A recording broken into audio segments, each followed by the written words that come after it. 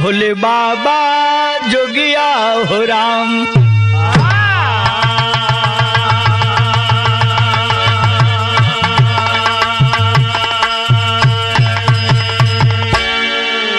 आई भैया मैं राकेश यादव पप्पू बिरहा लोकगीत गायक कलाकार बड़ा आभारी हैं आप सभी श्रोता दर्शक बंधुओं का कि आप हमें प्यार दुलार लुटाते हैं, आशीर्वाद देते हैं कि लोग हमें बुलाते हैं। आज जौनपुर के धरती पर सरजमी पर नटराज स्टूडियो में ऐसा सामाजिक चित्रण प्रेम प्रसंग का चित्रण आप लोगों के बीच में प्रस्तुत करे जा रहल बनी जौना के सुन के आप लोग कहो कि प्रेम भी कोनो पूजा होला। अंकुर भैया रिकॉर्डिंग कर रहल बना, कवि जी का खोज हो और कवि जी सच्चाई लिखत हो भूमिका की लाइन में का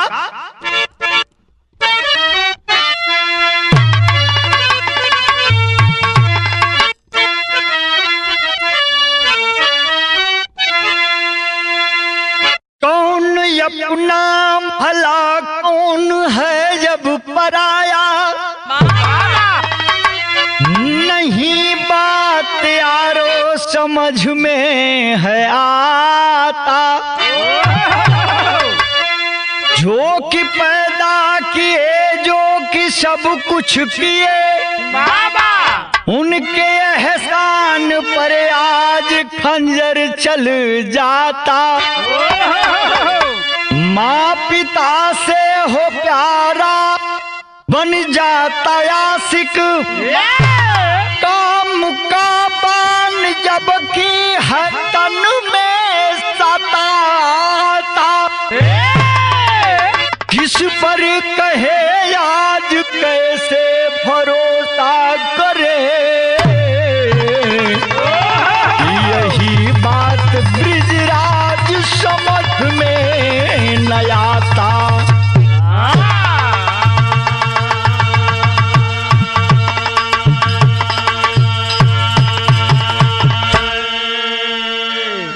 मुन्ना भैया आप लोगों के आशीर्वाद से बहुत बिरहा आप लोगों ली, लेकिन दिल के छू देवे वाली प्रेम कथा हो। कभी लिखत हुआ माँ पिता से हो प्यारा बन जाता आशिक, काम का बान जबकि है तन पे सताता। अरे किस पर करें आज कैसे भरोसा, यही बात ब्रिजराज समझ में नहीं आता। कवि का कहने का मतलब है कि माँ पिता 22 साल तक जिस बिटिया को पाला हो, पोसा हो, गर्मी सर्दी में मेहनत करके उसकी फीस को जमा किया हो, 4 दिन के आस्की में वो बिटिया घर छोड़ के भाग जाले हो, माई बाप जिंदा लाश बन के पल पल मरत हूँ। लेकिन हमारे बिरहा में आगे बढ़ला पहले एक लाइन गजल लगत हमार साहब कैसे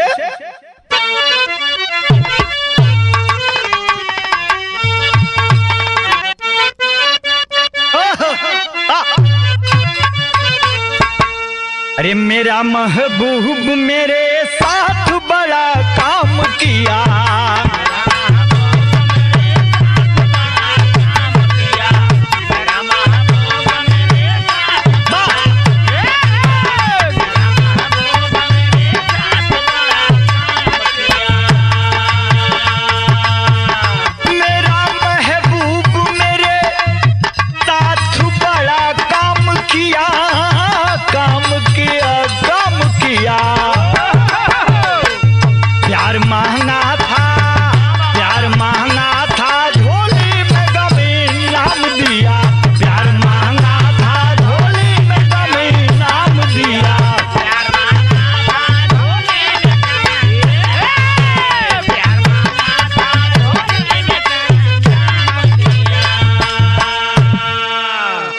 भगवान के लेके लपेटा में कवि जी का कलम चलल हो कैसे।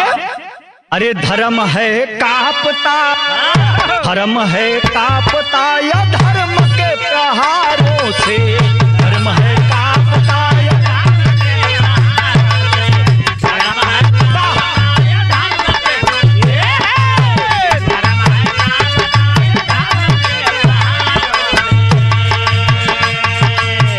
धर्म है कापता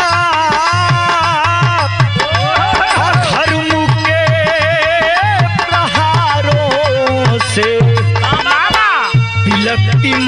मानवता, बिलकती मानवता कुकर्मी और गद्दारों से, बिलकती मानवता कुकर्मी और गद्दारों से।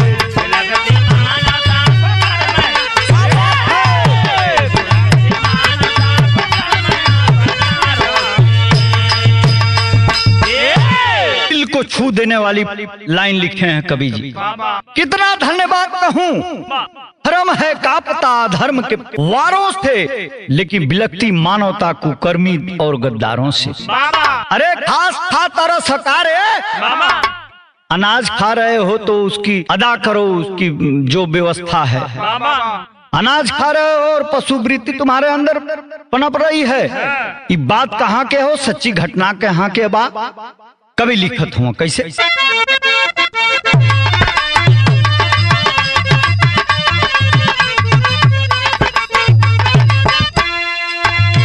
जहां में जीवन दाता,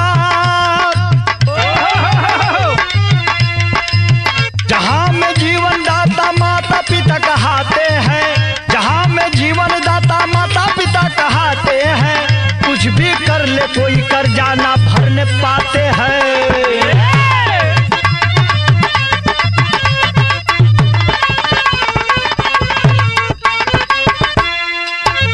बेवक्त अनुसार माँ पिता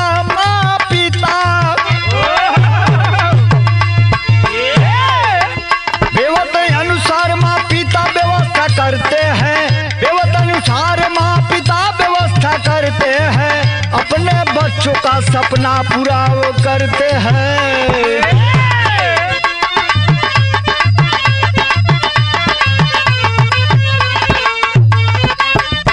ये बात कहा कि हम ना भैया बहादुर भैया गौर करेंगे।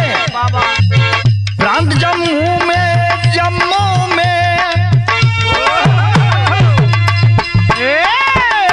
प्रांत जम्मू में प्रेम नगर की कहानी हो, प्रांत जम्मू में प्रेम नगर के कहानी हो, ये भी सुन ले अखिया में भरी गोइल पनिया हो।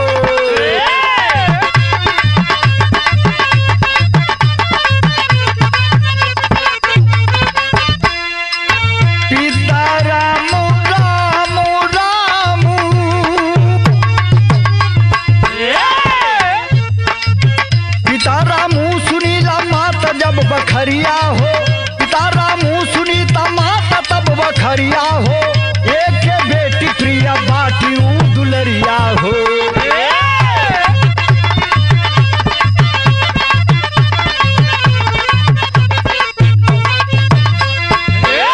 प्राइवेट फैक्ट्री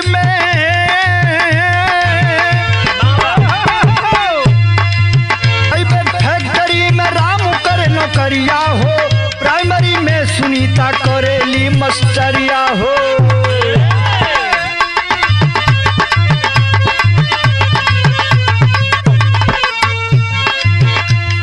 आप अच्छी थी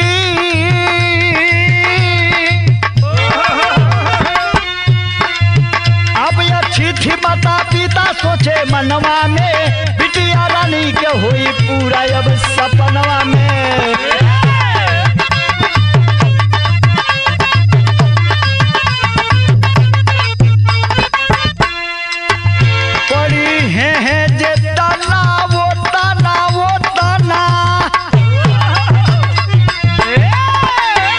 पढ़िए जितना उतना पढ़ावल जाई हो, पढ़िए जितना उतना पढ़ावल जाई हो, पढ़ा के इनके नौकरी लगावल जाई हो।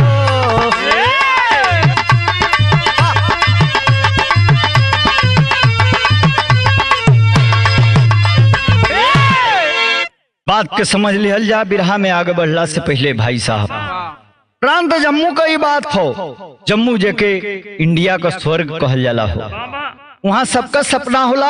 हमनियों का बिरहा टीम का सपना है, लेकिन जाना पौली जा। माई सरस्वती की कृपा हुई तो कबो चल जाइए, आशावादी हैं जा तो कहियो न कहियो जाइल जाइए। माई का दर्शन कर जाये पहाड़ा वाली का, और जम्मू में भी घूम लिहल जाए। वहाँ में कई दर्दनाक कहानी बा मास्टर साहब।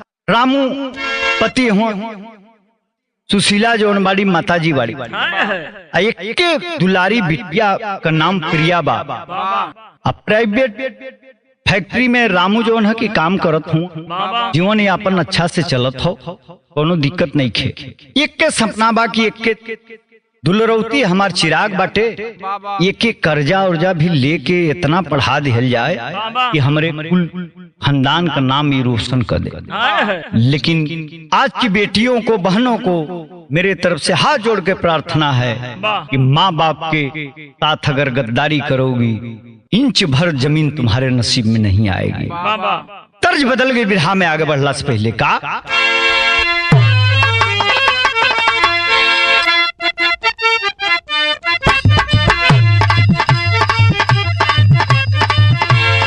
कैसे कबले रहना स्वर्ग के बादशाह पवन भैया, तू लगा लू जब लिपस्टिक हिले लाया दिष्टि।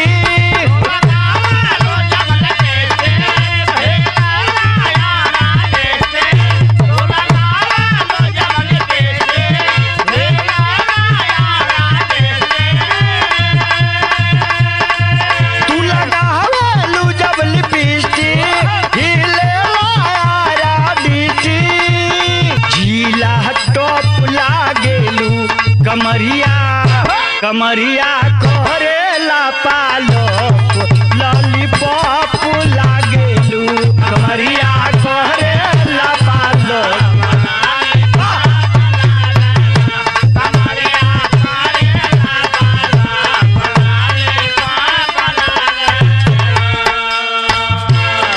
ई तो बिरहा प्रेमी आप लोगन खातिर मनोरंजन खातिर कवि जी लिखले रहला हां, लेकिन भाव में डूब के कितना बड़ी बात मौके का लिखत हो, गौर करेंगे क्या? बेटी बढ़े मन लगाई खुश बहाए बाबू माई,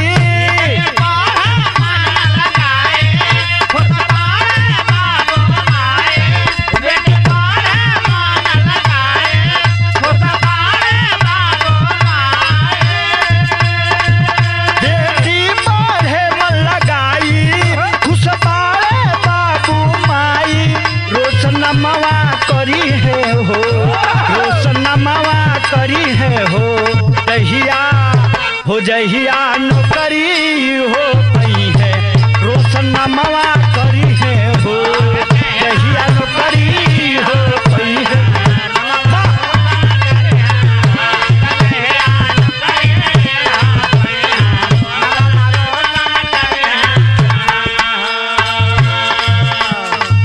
प्राइमरी में टापया में मम्मी भी पढ़ावे, खुशिया के मारे मन पादर पे उड़ावे, खुशिया के मारे मन पादर पे उड़ावे, खुशिया के मारे मन पादर पे उड़ावे।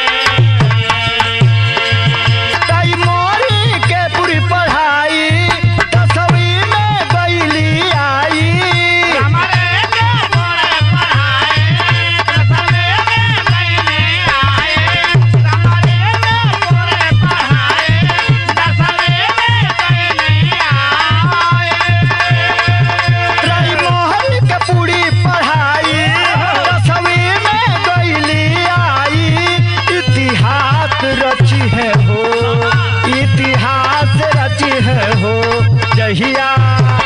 जहिया नौकरी नहीं है पाई इतिहास रची है हो,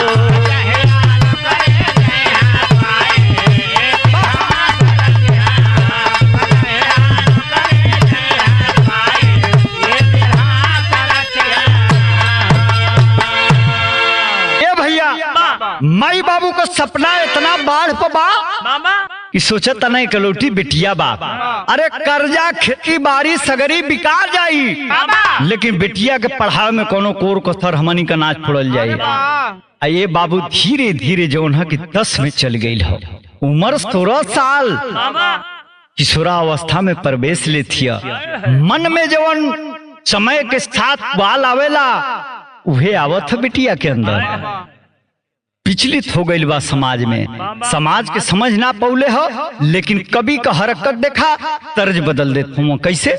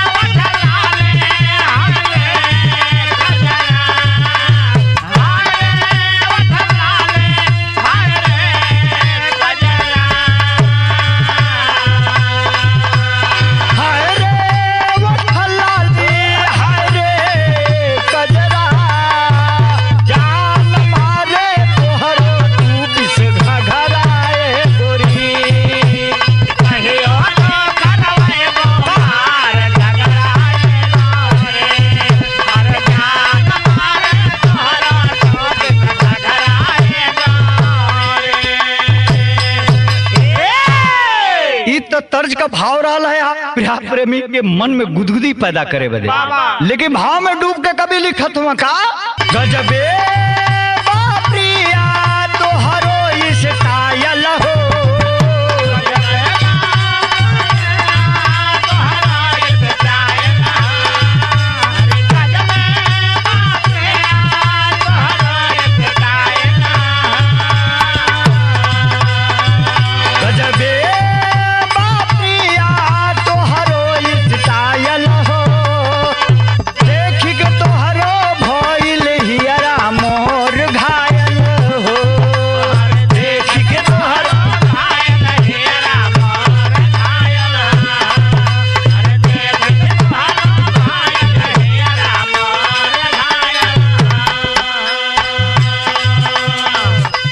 हरे ही रहतिया में देखिला सपनावा,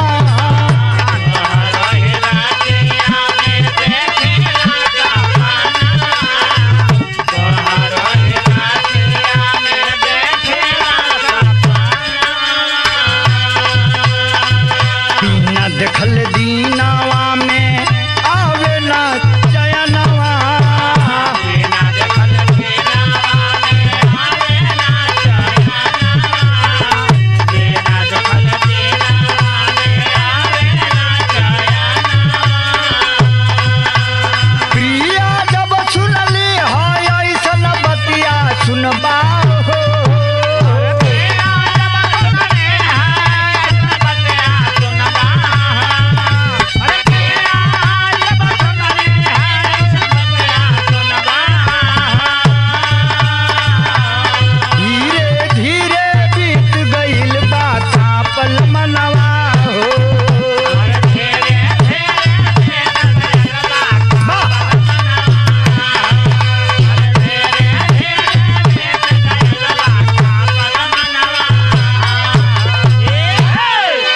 आई दादा जब प्रिया के 16 बसंत पार करे वाली उम्र आयल हो, मन विचलित होखे लगा, भुला गए के माई बाप कर्जा लेके हमके पढ़ावे ना, हमार कर्तव्य का है ये बाबू। धीरे धीरे जो है कि उमंग पढ़े जात हो, और एगो लइका के तरफ होकर नजर गड़ गई, लइका से प्रेम मोहब्बत का बात होखे लगल है, लोग समझावता, सहेली समझावतिया, लेकिन ओकरे दिमाग में बात घुसत नहीं खे, विचलित हो चुकी है टेरी में। कवि को बड़ा मार्मिक भाव से लिखना पड़ा है क्या?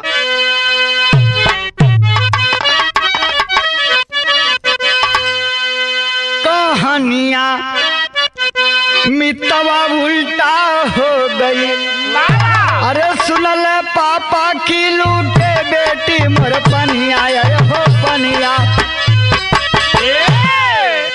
कहानियां में तवा उल्टा हो गई।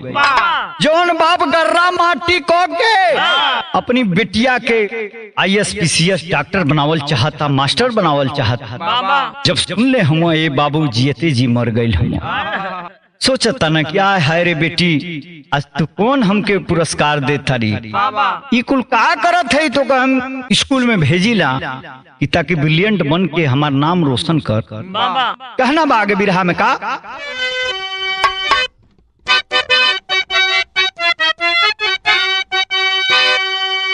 अरे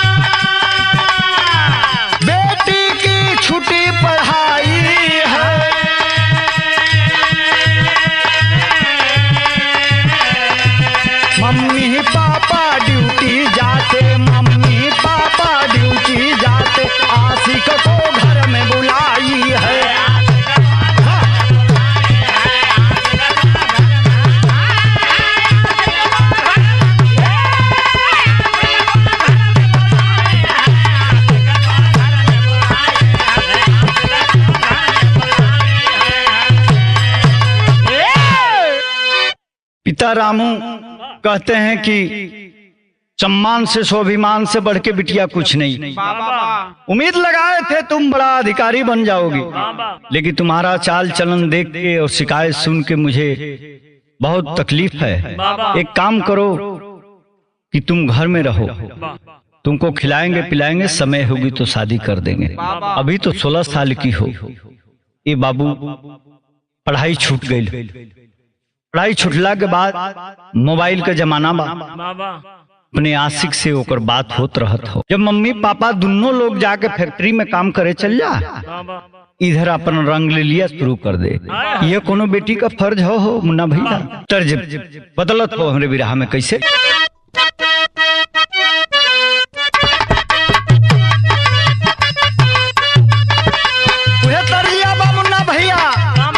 कोनो में हरी अपने बलम जी से दुलरा के कहत बे, बलम जी से कहत बे, लेकिन अपनी पड़ोसिन के ताना मारत बे। का? अरे राजा जान मारे हो, राजा जान मारे रूमलिया में हंसी के।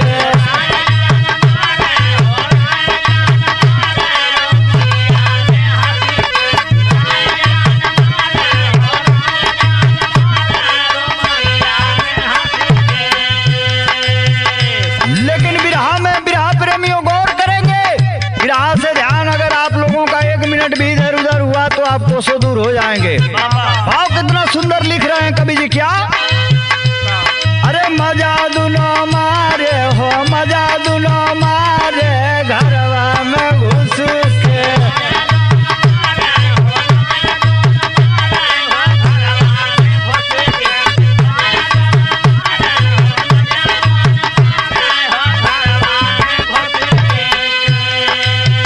रामू से पड़ोस दिहाल एक दिन आधे डारी से गईल आई।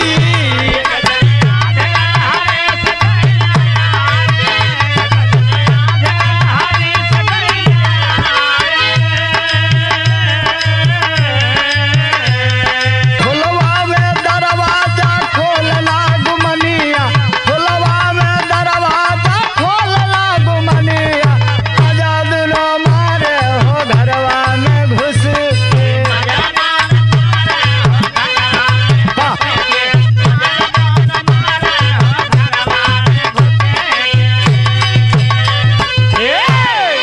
माँ बाप के साथ जो औलाद गद्दारी करेगी, उनके विश्वास को तोड़ने का काम करेगी, बहादुर भैया उसको सुई भर जमीन नसीब नहीं हो सकती है। किस गुमान में हो? तुम पैदा हुए, तुमको बचपन से खिला पाल पोस रहे हैं, और उनका उस्ताद माई बाप तुम बनना चाहते हो।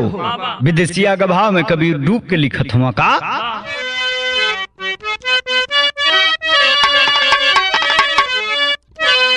आधी रास्ता से पड़ोसिन के फोन कैला पर रामू वापस आयल हुआ कि तोहर बिटिया देखो तोहर नाम कितना ऊंचा पहुंचावतिया।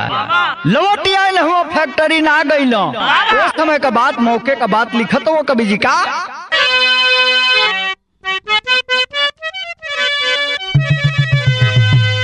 होले में केवड़िया हो, अदेरी जब कैली हो, रामू समझी गईल सगरी हो बतिया। अब विकास के छिपाइया के होलली के बड़िया हो, हमारी मारी पूछे लगले रामू ते ही बतिया। आवतिया बहुत देर के बाद दरवाजा खुला। आप आवाज लगा रहा है, क्या कर रही हो? ये समय सोने का है, नींद में क्यों हो? बात क्या है? ये बाबू कांपत आके दरवाजा खुले। अतवले हो घर में से आगे विकास कामी करे लगल रामू ये हवर पी प्रिया के फजी हतिया।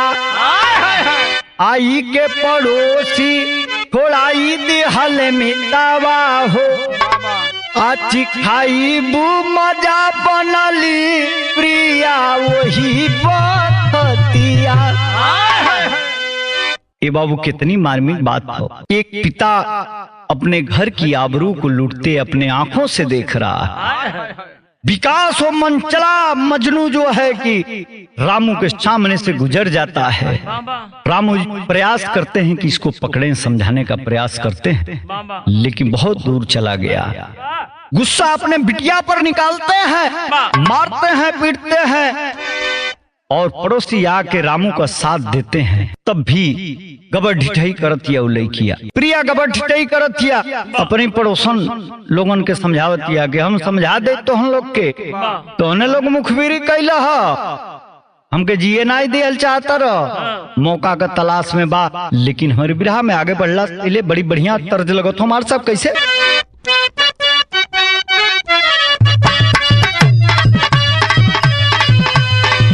एगो परदेसी कलम का पत्नी अपने पति से कहत बे का अब की के जाई बात हो कहा काली आई बहो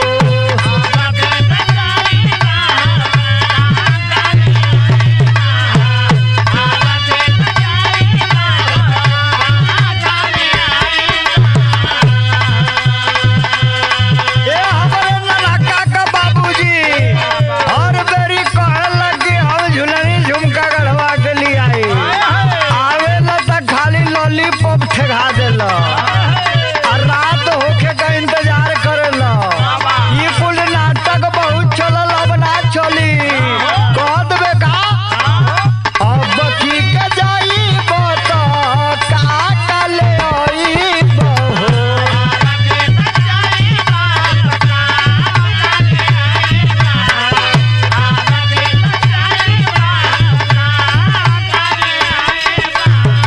अब की के जाई बता कहा का ले आई बहो हमारा के लेके का तू अइबा ये हमर बाबू सुना हमारा के का ले अइबा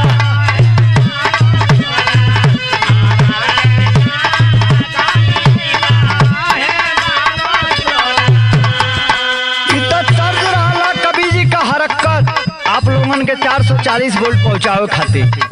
आज की डेट में फैशन चल गई बा के अपने मजनू के अपने भतारे के लोग बाबू बोलता, यही से हम बाबू वाली बतिया गौली हैं। लेकिन भाव कभी कितना सुंदर लिखत हुआ का बीतल महीनवा तब योजना बनवाली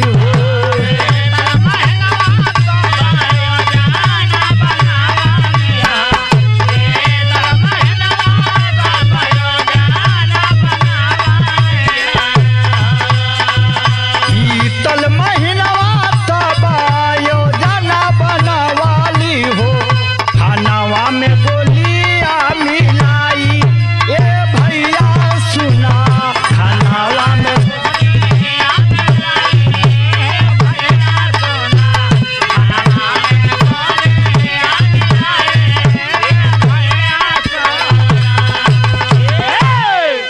निदिया के गोली मिलल पहले जब भोजनिया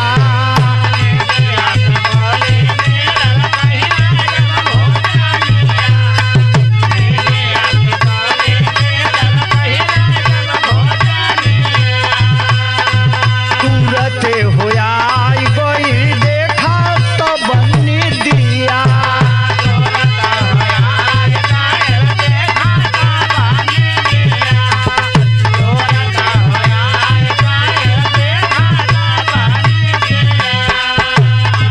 लिहली विकास के बोलाई ए भाई देखा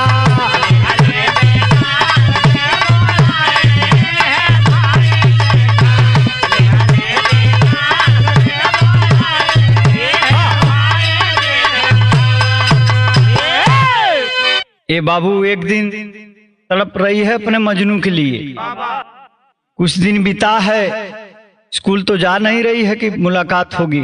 ये बाबू बेचैनी बेकरार है। फोन मिलता है, प्लानिंग करती है अपने माँ बाप को नींद की गोली खाने में दे करके सुला देती थी। अपने आशिक को कहती है कि आ जाओ, हथियार से लैस, आज तुम्हारा मिशन कामयाब हो जाएगा। लेकिन अरे बुद्धिजील नापाक बच्ची, नाबालिग हो, क्या कहें, लेकिन राकेश तुम्हारे जैसे लोगों का पानी तक नहीं पीता। पहपट में कहना है मार साहब,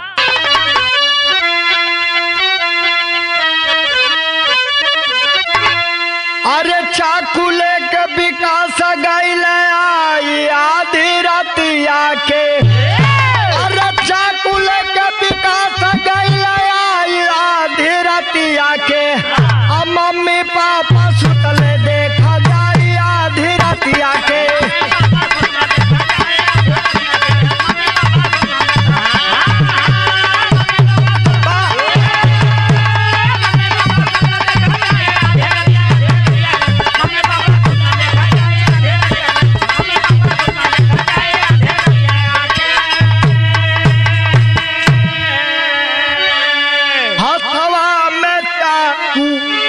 विकास तब उठवले हो, असुतल मम्मी पापा के गर्दन पे चलावले हो। अरे कोठरी गईल लहू से रंगाई आधी रतिया के, आवस गया गिया में दोनों मिल समाजी आधी रतिया के। इतना बेहोश प्यार मैं कभी नहीं गाया था, न सुना था। माँ बाप की लाश पड़ी है और तुम रंगरेलिया मना रही हो। तुम्हें तो बीच चौराहे में इतने छेद करने चाहिए कि प्रकृति भी कांप जाए कि कोई गोली मारा। अल्लाह के भाव में कहना है मार साहब,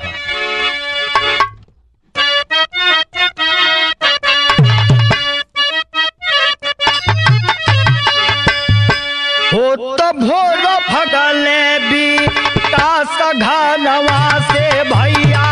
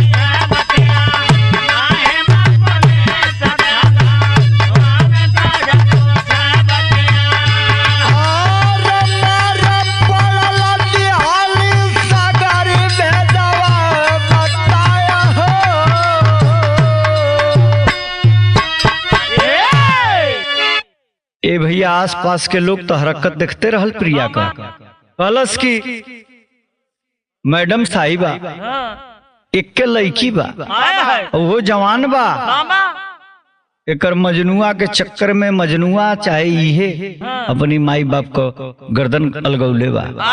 इन्हन की घर में बा का कि केहू लूटे आई सोना चांदी कुछ नहीं के खैले खैले के महंग बाणव सब चाल ऐसन हो गई लेकर माई बाप जो है कि मजदूरी करेला इतनी नालायक ही निकल गई बिटिया की सबके नाकी में पानी भर के रखले बा। ये बाबू ऐसनो कोनो लड़की होके के चाहिए धरती पर। माई बाप तपस्या करके अपनी बिटिया के पढ़ावत लिखावत ना अब माई बाप के इतना बढ़िया इनाम दे देता रही। माँ बाप की लात पड़ी हुई है और तुम अपने आस्तिक के साथ रंगरेलिया मना रही हो। अरे तुम्हें तो अब क्या बताया जाए, गुस्से में कुछ कहा नहीं जा रहा है। मार साहब खड़ी के भाव में बिरहा की समाप्ति है कैसे।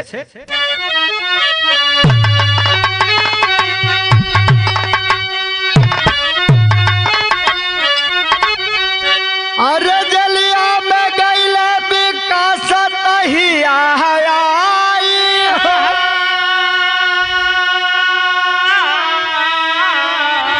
सगरी मजनुगिरी तहिया गईले भुलाई हो।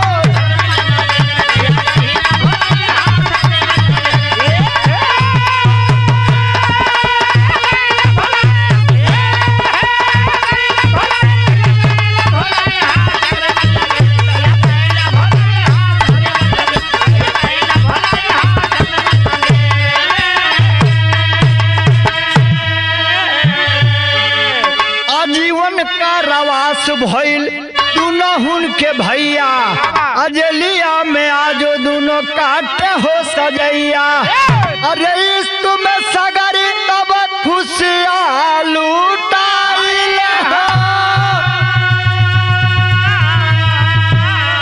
तेरी मजनू गिरी तहिया गईले भुलाई हो।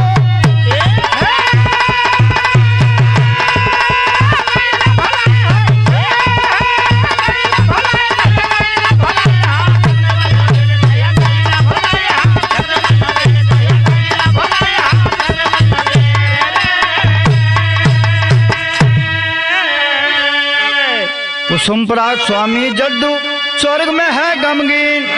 अरे ओपी और दिनेश हो कहते गया सितारा छीन हो। कहानियां मितवा इष्टा हो गई और राकेश ब्रिजराज कवले सुधरी रहानिया।